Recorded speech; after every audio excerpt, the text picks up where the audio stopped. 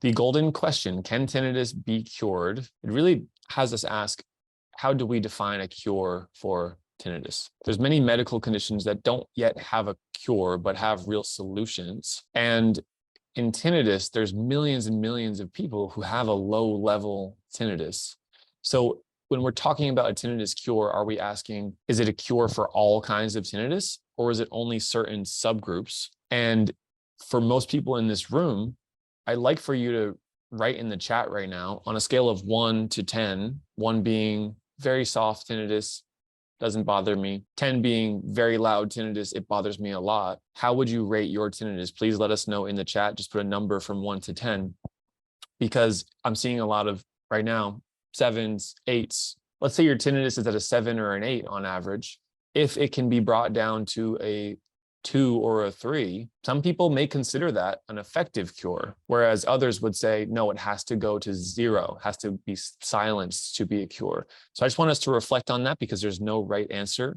Dr. Michelle, how would you counsel your patients who may ask you that kind of question of, what is considered a cure with tinnitus? I think that a cure is definitely very subjective, because everyone's tinnitus comes from a different place. There's usually a combination of factors that play into what has caused someone's tinnitus.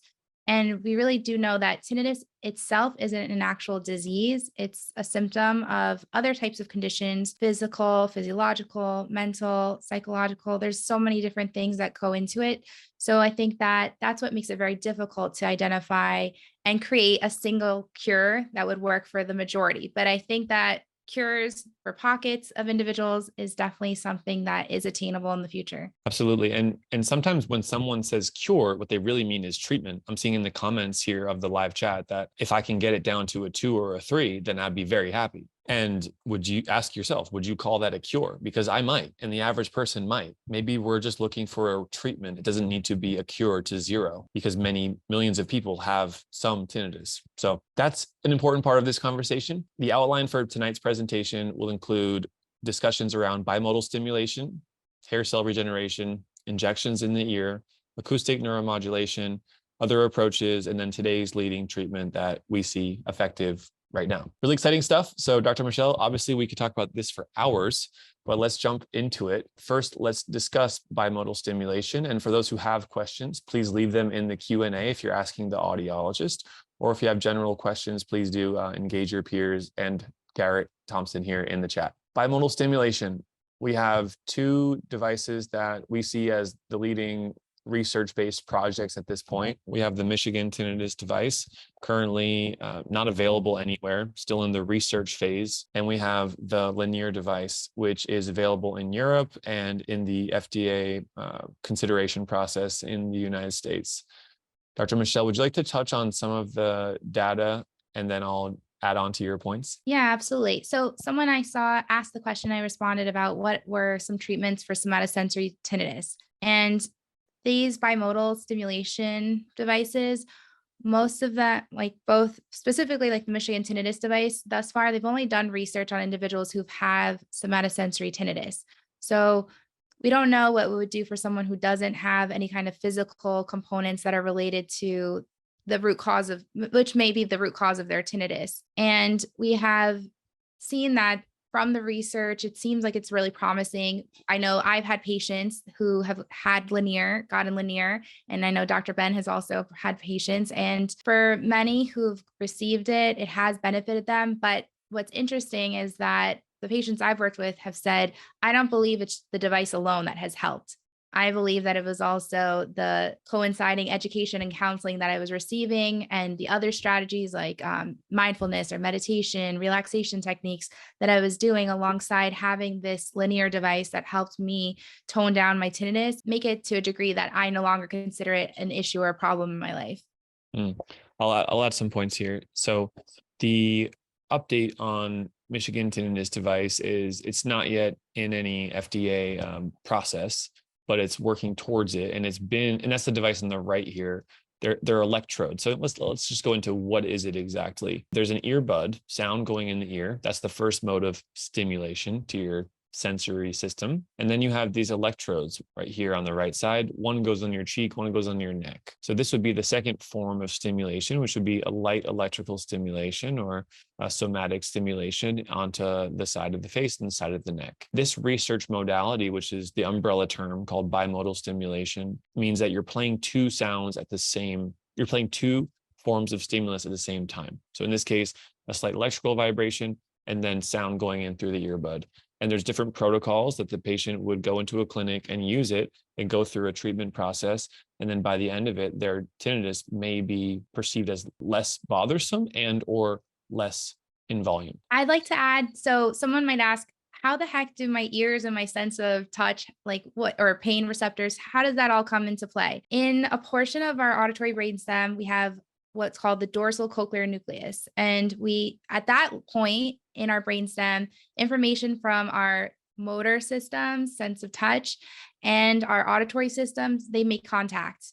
And that's how we can have conditions that are, physical based, start to have auditory like an auditory reaction, also known as tinnitus. So when we're pairing the sense of touch with the sense of hearing simultaneously, we're starting to change the way that those neurons are firing from the dorsal cochlear nucleus up to higher levels of the brain, where we actually start to process and make sense of pain and sounds and what we're feeling and what we're hearing. Excellent. So this bimodal stimulation is aimed to change tinnitus at a physiological level, as any good tinnitus treatment should, right? Now, specifically for Neuromod and Linear, this is one that I'm expecting to be close to ready or potentially ready here in the next year. These things are hard to predict. It's been a process that's dragged on longer than individuals have thought. But the Neuromod Linear is a device that uses bimodal stimulation. On the left side here, we have the tongue. There's a stimulation piece on the tip of the tongue, and then simultaneously there's sound going in through the ears. So these devices have a lot of similarities between them. That's why they're able to be grouped together.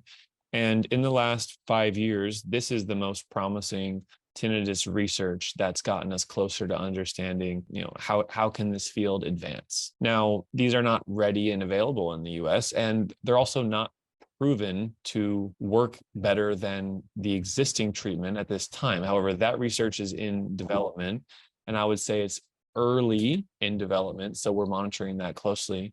But Neuromod has gone through multiple rounds of peer-reviewed studies, and each study has supported its treatment use. So that is an overall good sign. And we hope to work with Linear when it becomes available with our patients at Treble. And we're going to keep us updated on the exact data and science behind it. But neither of these are designed to completely eradicate tinnitus to zero.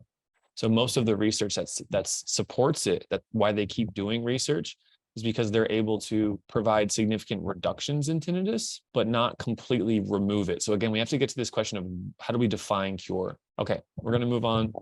If you have any questions on these, please do let us know. We're going to jump to a question and answer session in just a moment.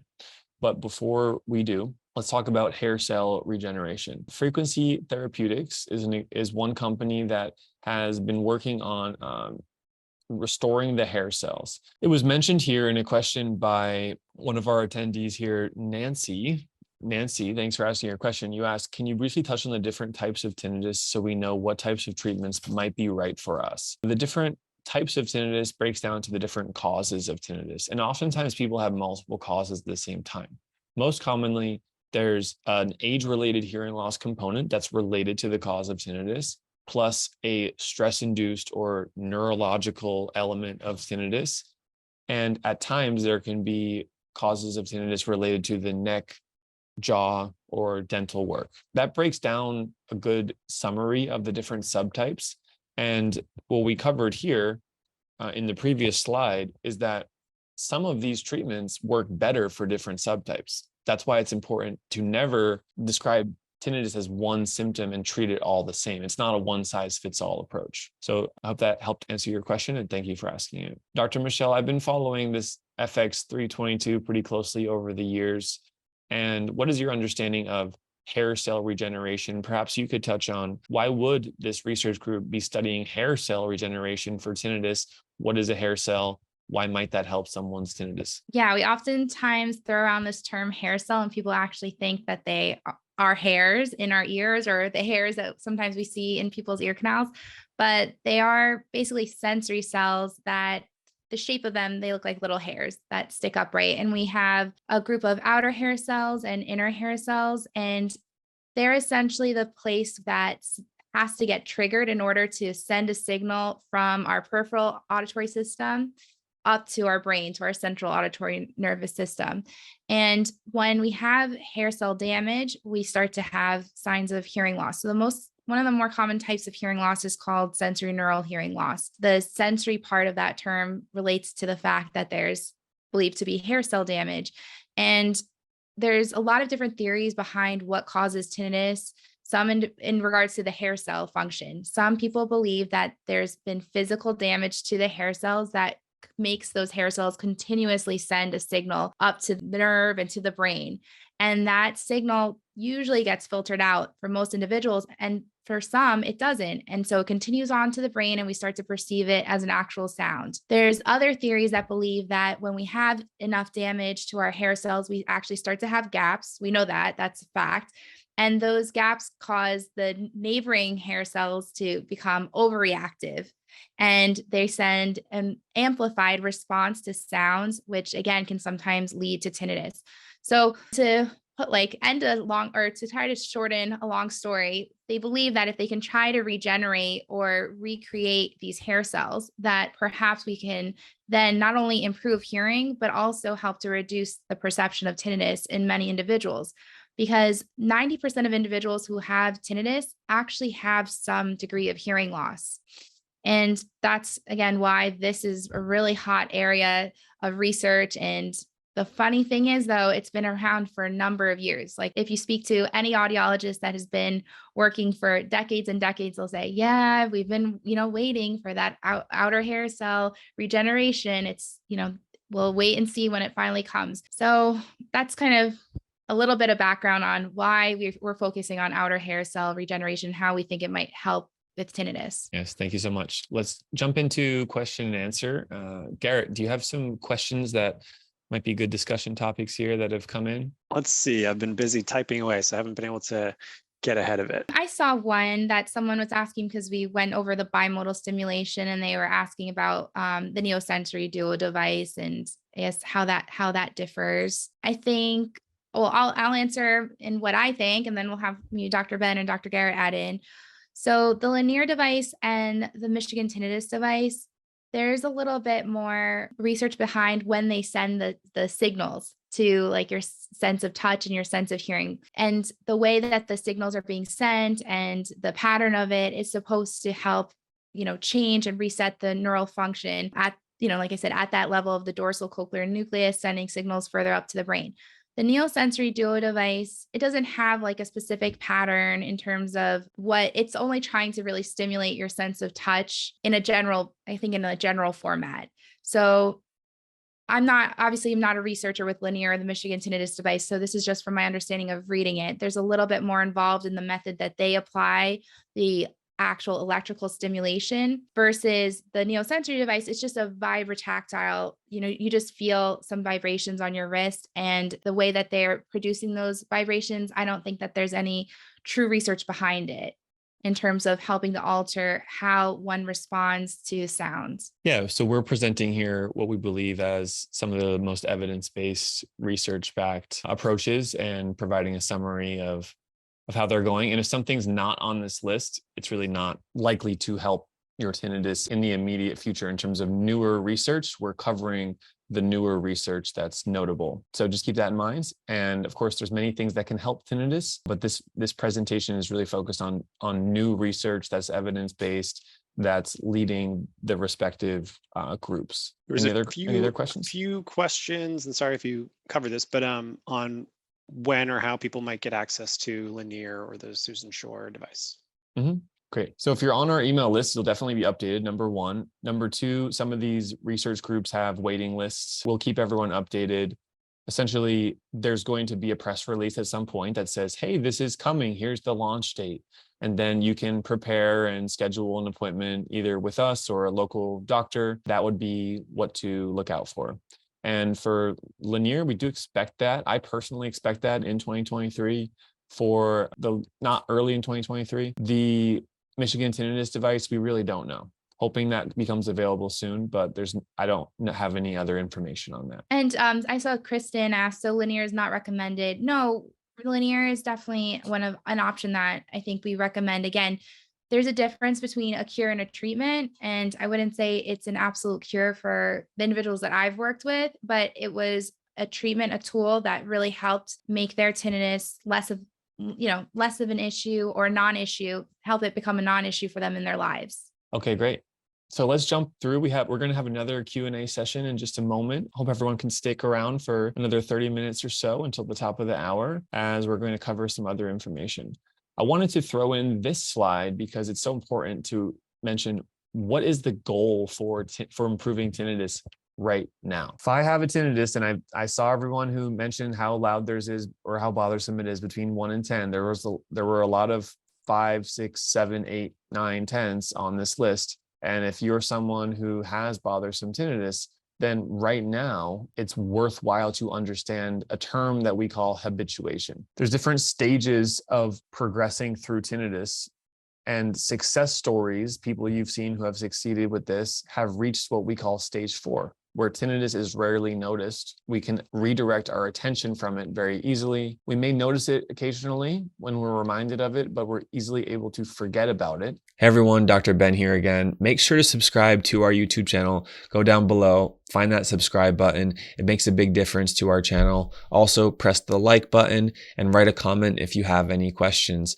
If you want to be invited to future webinars, online web classes like the one featured in this video, you can find links below to download our tinnitus guide. And then once you are on our email list, you'll be invited to these kinds of web classes. Thank you so much. Enjoy the rest of the web class and make sure to stick around until the end to learn about the different research projects and all that's out there. And let's continue with the web class. And there's full emotional acceptance, no longer elicits automatic negative feelings or thoughts.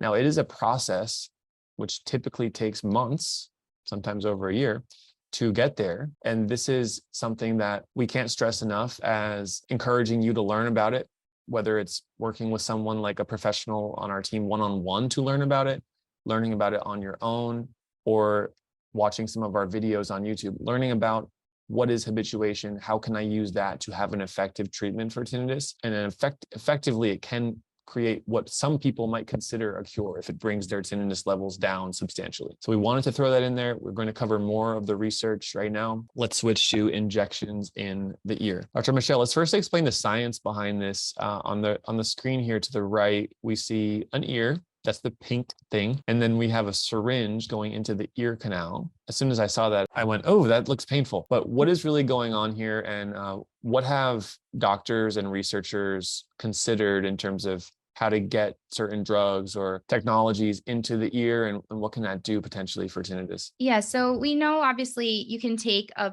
pill or have an injection or a vaccine in some other part of your body, and eventually it may migrate to other areas of your body and start to take effect. So with tinnitus or with sudden sensory neural hearing losses, oftentimes injections are given directly to the inner ear. And that's to try to really attack it head on and make sure that the substance is being absorbed by the cochlea, by the fluids, and hopefully starting to take effect. So most often, like in the second bullet, the methylprednisolone sodium succinate study, they were pretty much injecting a corticosteroid.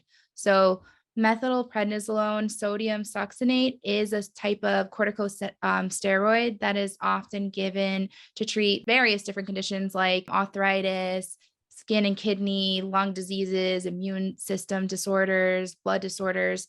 And essentially, because it is a steroid, it's trying to help to reduce any impact of swelling. And that's one of the, again, going back to some theories of tinnitus, some people believe that it's actually caused by inflammation, can be caused by inflammation in either the inner ear, structures of the inner ear, or even within the auditory nerve. So if you're being able to directly reduce any kind of inflammation that might be present there, you may in turn help to improve tinnitus. So that's a little bit of the science behind it. Yeah, so one particular research group called Autonomy was looking at a substance that they injected through the ear canal called Odo 313. Some of you may have heard about this, researched it. It had been going on for a few years. It started off pretty promising. There were multiple rounds that it was possible that it could be a cure or a significant treatment for some kinds of tinnitus. And then earlier this year in 2022, the company released the recent results of their double-blind study, which showed that the largest study they had tried so far, the largest population of people, that it did not have a significant benefit compared to placebo. So they shut that down, and Odo 313 is no longer being studied. This is a good and a bad thing. It gets us closer to understanding what does work and what doesn't. It's also good that this was a true double-blind study so we can move on and not be, oh, maybe this works, maybe it doesn't. But overall, we were hopeful with Odo 313, and it turned out that the researchers deemed it wasn't effective. That group is studying other compounds that are similar, and potentially the way that this material, the way that this drug really gets into the ear, the inner ear, the cochlea, and then can affect the cells and the connections to the nerves, the synapses. That's what this kind of modality is about. And then the steroids are used in other types of treatment of hearing conditions like sudden hearing loss. So there is some precedent here of using injections in the ear. Now, is this coming anytime soon for tinnitus? Probably not. Odo 313 seemed to be the most promising, and that has tailed off. So I'm personally not expecting anything in the near term with injections in the ear. Dr. Michelle, is there anything else that you'd like to add to this? Yeah, I was going to give a little bit of background in terms of like one research study that was looking at the efficacy of the methylprednisolone sodium succinate. So again, that's really just a corticosteroid. And like Dr. Ben said, oftentimes steroids are injected into the inner ear for some sudden sensorineural hearing losses. So it is something that is kind of common practice if you are experiencing a sudden change to your hearing. But what was interesting in this study that I'm going to be referencing is that they were trying to compare just using some kind of like over-the-counter supplements that help with treating like blood disorders, blood flow, inflammation. So they had one group that was taking ginkgo biloba as well as mecobalamin pills, which is a derivative of vitamin B12 and is helpful for brain and nerve function and production of red blood cells. And then the other group was receiving this, also taking those two supplements in addition to having these steroid injections. And both groups improved, like their tinnitus improved, but the group that was receiving the steroid injections had further improvement in their tinnitus. So it's, again, more likely that this might be something that your ENT does if you were to go there and say, I have a sudden increase in tinnitus or a sudden onset of tinnitus. And they might say, you know what, let's just try this and see if this helps. And it's not harmful. But again, it's not necessarily an actual cure. It's, again, a treatment, which I think is, we have to really be cautious of what we mean when we say cure versus treatment. Yeah. Thank you so much. So leave some questions in the Q&A if you have any follow-ups on this. We're going to jump to the next section, acoustic neuromodulation. This one has been around for a while, really. These two projects here are more new renditions of acoustic neuromodulation. I personally would say acoustic neuromodulation is sort of an older method that didn't show that much promise and has phased out. And I would say these are just some of the newest attempts at using acoustic neuromodulation, which has shown some research to support it, but the results are milder compared to what we see clinically with things like tinnitus retraining therapy and cognitive behavioral therapy. So because of that, I think I see neuromodulation as something that had its popular time, let's say a decade ago, between 5 and 15 years ago. And now I see it being replaced by more interest in bimodal stimulation, which is just a more advanced neurological treatment. So Dr. Michelle, thoughts? Yeah, I completely agree. And what's interesting too, so the Oryx 3, when you look at this device and this treatment, historically, it's already been around for a few years, but yet it hasn't yet made its way into the market. So I don't know exactly what the barrier is, but I think it is the fact that research is moving more towards bimodal stimulation versus this acoustic neuromodulation, which uses different types of frequencies of sounds in hopes of counteracting the response that your auditory system is giving at the specific frequency of your tinnitus. But I think that again, for some individuals, these type of treatments will help. And as I feel like for many, just having something that you feel is a treatment is sometimes enough. Almost like to some degree, all of these devices are helpful because of the placebo effect. Once you have something that you're able to actually do and put into practice, you already start to feel like you're more in control over your tinnitus. Now, I'll counter and say we need something much better than a placebo. That's just not going to cut it. And what my mentor, Dr. Jastreboff, told me, hey, there's the placebo effect for tinnitus is strong, but it only lasts for about 2 months. And then after 2 months, it's going to come back to about where it was before. So that's what's tricky about this, is that there is some degree of psychological improvement that can take place with undergoing a treatment. But what's been studied is that there's this kind of rebound that if it's really a placebo effect, it won't work long term, and it might just help in the short term. So that's what all the research is trying to find, something that's a significant treatment towards a cure, something that's evidence-based. Everything that we do with our patients is evidence-based, more of the tried and true methods that are holding promise. So that's acoustic neuromodulation. We wanted to touch on that. There are some other approaches, electrical and magnetic stimulation of the ear, other kinds of stimulation to the cochlea, the hearing organ. On the right here, we have an example of what that would look like of stimulation, electrical stimulation of the ear. This wire is what's called an electrode, and it can potentially stimulate the nerve that's underneath the skin of the ear area. And that is being studied at possibly changing tinnitus at a physiological level. Any other comments on either of these approaches, Dr. Michelle? And then we're going to hop into another Q&A followed by an exciting last 20 minutes here of the presentation. Yeah, I was thinking about some like these cures and the one from the slide before, the Tinuelm and the ORX3. And again, something that I want to point out is that the research on these devices is very limited because they're not yet available. So they haven't been studied in large groups, but some of the studies, like for example, one study that I've read about TMS, the magnetic stimulation, they looked at 100 ears. So really 50 individuals.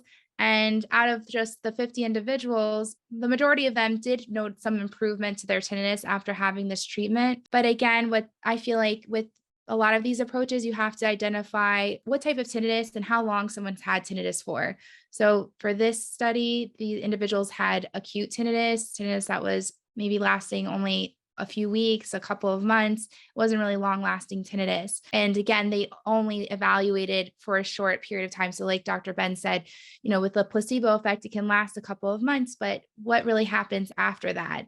And I think that's one of the limitations with the research of some of these devices and treatment plans that we've kind of gone over. Fortunately, groups like ours and the earlier groups that we spoke about on this presentation are studying, hey, how is the patient doing at 6 months? How is the patient doing at 1 year? We want to make sure improvements last. We want to make sure that the treatment effect stays, and a good treatment of tinnitus will stay. The tinnitus won't come back and bounce back. Let's jump to a 5-minute Q&A with Michelle and myself. Garrett, how you doing over there? Doing great. There's a lot of questions, so I'm hard at work. I'm seeing a few about TMJ, jaw issues, neck issues, somatosensory tinnitus. If you guys want to comment on that. Yeah, absolutely. There was a great podcast interview I did with a woman named Tamara. I'm not sure if she's in this room, but Tamara was interviewed. She worked with us for a number of months. She had very loud tinnitus, and part of it seemed to be related to somatic causes of the neck or the jaw area. After working with us for the CBT plus the sound therapy, she did notice a significant improvement in her symptoms after a few months. However, did that get to the root cause of the somatic tinnitus? No, it didn't. So likely there were multiple things going on at the same time, because usually it's not just somatic tinnitus, but there's somatic element plus other psychological and auditory elements too. So when you have multiple factors, you have to try to treat them either individually or do treatments that help multiple factors together. If you have a symptom like, I never had tinnitus and I woke up one morning, or I woke up in the middle of the night and I heard a loud screeching, blaring sound in one ear, and I got a hearing test and I have normal hearing. That's the kind of history that someone like us or on our team who really can help understand your history and diagnose the cause and different factors of your tinnitus. That kind of history would be a red flag to me of saying, we really need to have a full diagnostic check, have a doctor check out your upper neck, have a doctor check out, a dentist check out your TMJ, and potentially go into questions about, do you have any dental history or other kinds of common somatic causes of tinnitus? So hopefully that helps some people here who may relate to those kinds of stories or wonder, if I suspect I have a somatic tinnitus, what kind of treatment should I do? Well, the sound therapy treatment, the CBT treatment, it likely will help you. We also want to get to the root cause as close as possible. And that would be working as a team with other medical professionals. So part of our role is guiding patients through that process. Yeah. You have another question, and perhaps Michelle can answer this next one, Garrett? Sure. I have one from Tamara. I saw it, so I had to call her out since you mentioned it.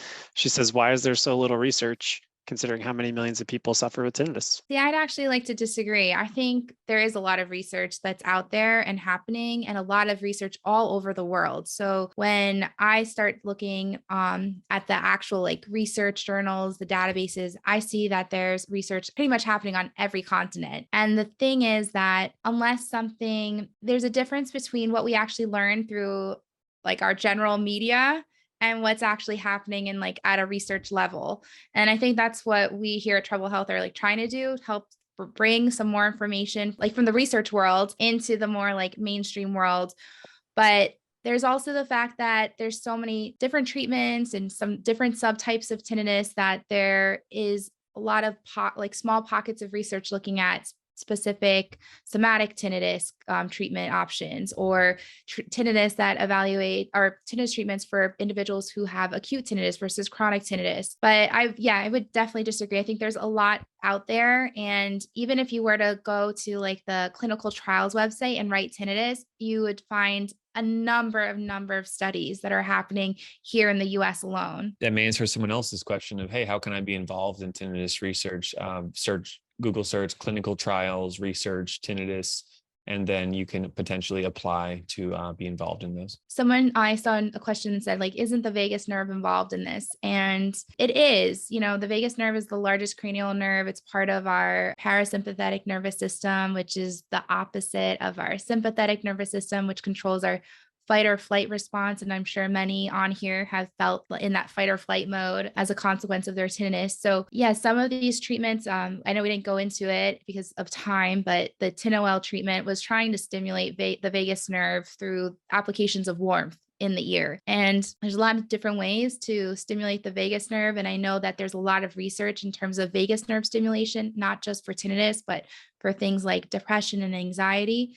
And so those are some kinds of treatments or tools that you can apply right now immediately to help benefit you and see if it helps you reduce how much you're reacting or being bothered or noticing your tinnitus. Thanks, Dr. Michelle. So will there be a cure for tinnitus by 2025?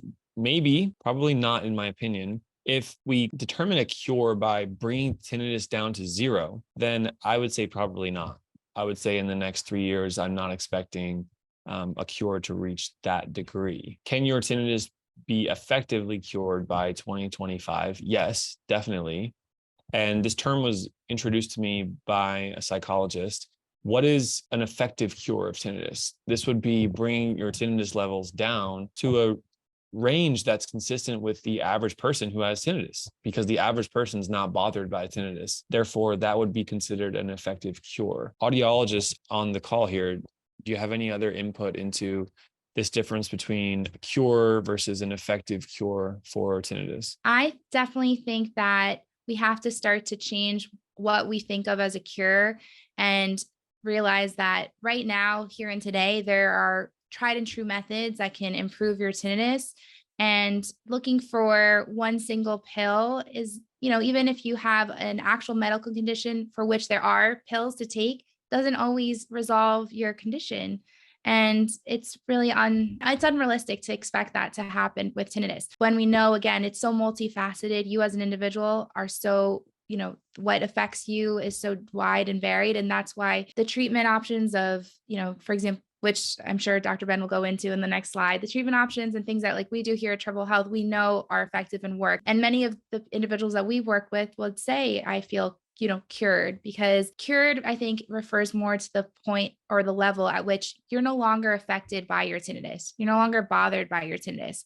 It could still be there, but it's no longer a part of your life. It's as if it's just something else in the room that you no longer look at, and it no longer grabs your attention. So I think, again, it's one of the most helpful cognitive behavioral strategies is to start to rethink what you are looking for in terms of a cure and what would actually make you start to feel better today. Thank you, Michelle. So let's talk about habituation for tinnitus relief, because that is the effective cure. And hang with us for the next 15 minutes or so to learn about this. So most of us here who are on this call are in what's considered stage 1 or stage 2 of tinnitus, where there's the highest awareness and annoyance of tinnitus throughout the day. It may affect our sleep and going to sleep at night, staying asleep. We may not be doing the same activities that we used to, or they may be affected because we're considering our tinnitus and it's bothering us. Slowly but surely, there may be periods of time where tinnitus starts to improve a bit.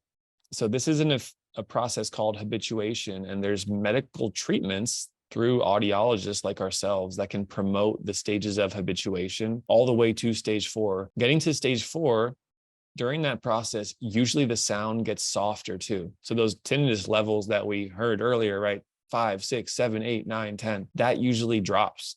And it's very common for people to report that the number of their tinnitus is significantly lower. So what are some examples of habituation? The sound of your own breathing is a great one. If you just stop for a second and take an in and out breath, in through your nose, out through your mouth, just normal speed, you probably hear some sound. You probably hear some breathing noise. That sound is always there. It's constant.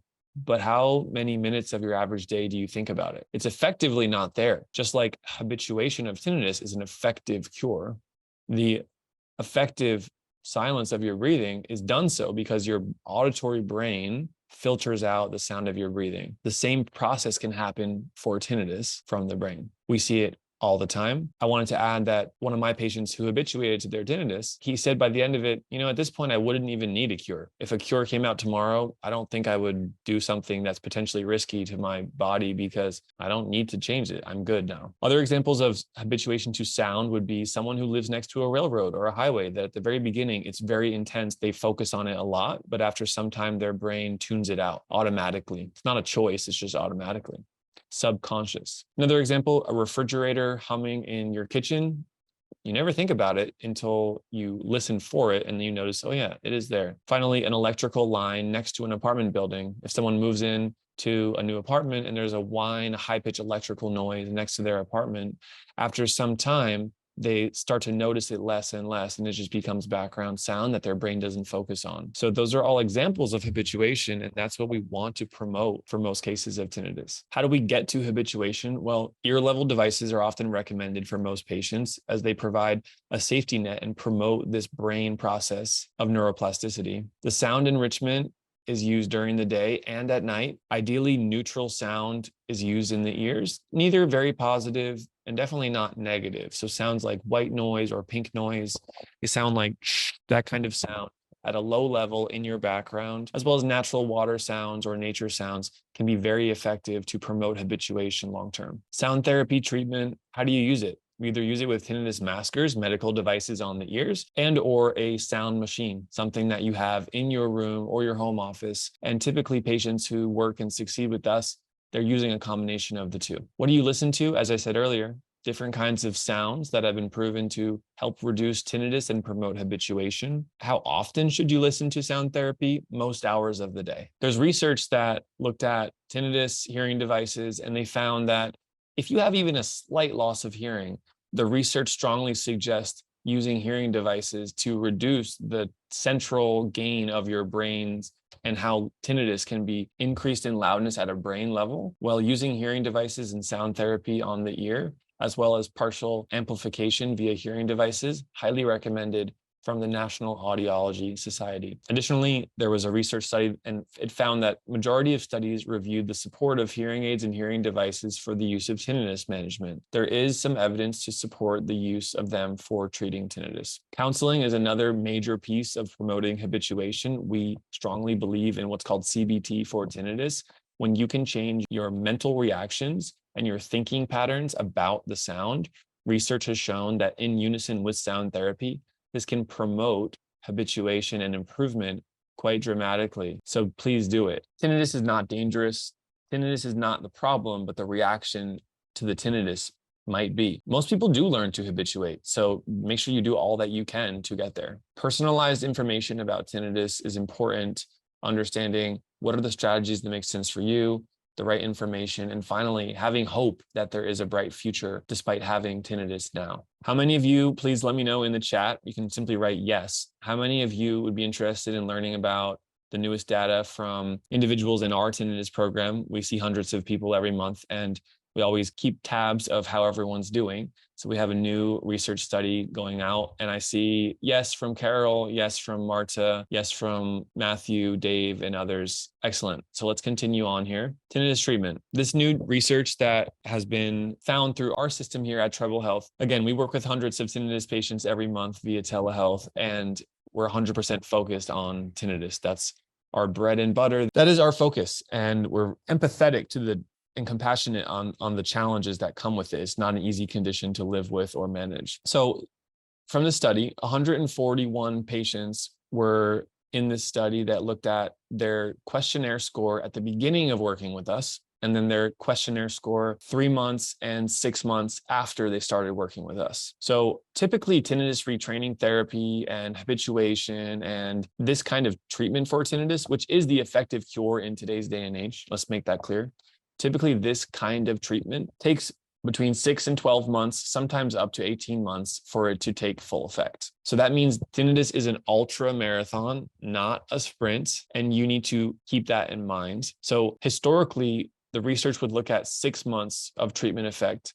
And this kind of treatment would typically have between 80 and 85% success rate around 6 months. So with our study using the telehealth model for tinnitus treatment, only 3 months after starting treatment, the average reduction in the TFI was 20 points, which is a significant improvement. The threshold for a significant improvement is 13 points. So we're almost double the clinically significant improvement in tinnitus only at 3 months after starting a treatment of sound therapy with us, plus the CBT techniques for tinnitus. 66% of patients were much better after 3 months, which is life-changing for them. And then we noticed that a significant portion of the original group also got better 3 months after. So these are numbers from our studies, and we're getting individuals who have very severe cases who have already been to numerous other doctors and have been told there's nothing they can do, or maybe they've tried something with a local doctor, but it just didn't really do much. So we're really proud of this data and really excited to share it. We have more data coming soon on the long tail of how many patients are getting better at 6 months and 12 months. And of course, always increasing the number of patients that we're reporting these numbers on. Here's a story of Randy, who's an airplane pilot. He says, Treble Health gave me hope for my tinnitus when no one else could. My medical provider told me there was no cure and gave me some pills. But Treble Health provided expert counseling and therapy. Their methods provided great relief and gave me back my life. Mark says, Treble Health has helped me enormously in a fairly short amount of time when other doctors couldn't. 2 months later, my anxiety is nearly gone and I'm sleeping well. At the moment, I can go hours without noticing my tinnitus, and I'm hopeful that it will improve to most of my day. That was just at 2 months, and Mark has been doing much better since that he shared this quote. Does habituation work? Bubba says, Treble Health has done wonders for me. Within 3 months, I basically habituated. I love my maskers, the sound therapy devices on the ears, and I plan to wear them as long as I have tinnitus. That's a good point. Common question is, do I need to wear sound therapy devices on my ears for the treatment forever? Is this a forever thing? No, it's not, because once you reach stage 4 of habituation, then you no longer need to use devices on your ears for tinnitus. So that's a really positive answer that you may not have been aware of. Steve D says, I wore tinnitus maskers 12 hours a day. I wouldn't worry about wearing tinnitus maskers as a long-term thing. My tinnitus was a 5 or a 6 volume. and now it's a 1 or a 2. Hey everyone, thanks for watching this video. So important that you did. Let me know if you have any comments below. Like, subscribe, comment, and of course, share this on places like Reddit forums, Tinnitus Talk forums, or Facebook groups. Would make a big difference to me personally. Thank you so much. Talk to you soon. Thank you for watching today's video with Treble Health. Check out our next video by clicking the button on this screen or another recommended video. And if you're not already, make sure to subscribe to our YouTube channel. Thanks so much. See you on the next video.